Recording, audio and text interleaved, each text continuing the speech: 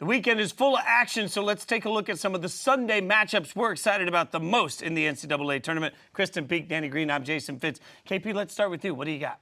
It has to be Grand Canyon University versus Alabama. Grand Canyon senior guard Tyon Grant-Foster is one of the best stories in all of college basketball. Started as a JUCO, went to Kansas, didn't do much there, transferred to DePaul, collapsed twice, underwent 2 heart surgeries, found a home after he was cleared by a doctor at Mayo Clinic at GCU. He led them to their first tournament win in program history, and this is a guy that just does a little bit of everything. And how can you not cheer for someone like that? He had 22 points in the win over St. Mary's, and I think they're just going to keep rolling because they're in the West region. Alabama fans aren't traveling well. If you watch the game Friday night, you just saw that it just looked like a home game for Grand Canyon. I think you're going to get that same atmosphere on Sunday. And give you a little credit. You've been big on Grand Canyon through the whole process. We've been tough on you a couple times, KP. Like, you've been on this one from the outset. Speaking of 30-win teams, I'm going to jump in here and give you a matchup I'm looking forward to. It's the Dukes versus Duke, right? Like, James Madison obviously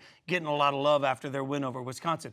I want to stress here that I think that in part James Madison underseeded in this, but also James Madison defensively is a better team than they get credit for. Now, Duke, if you look at the analytics, they're a top 10 efficiency team on offense. They're going to be tested a little bit. I know Madison, they haven't played necessarily the same level of team that they're playing, but that didn't change JMU versus Wisconsin. So I'm genuinely interested to see what Duke looks like on a team that can score and that can actually play defensively. Aren't we all?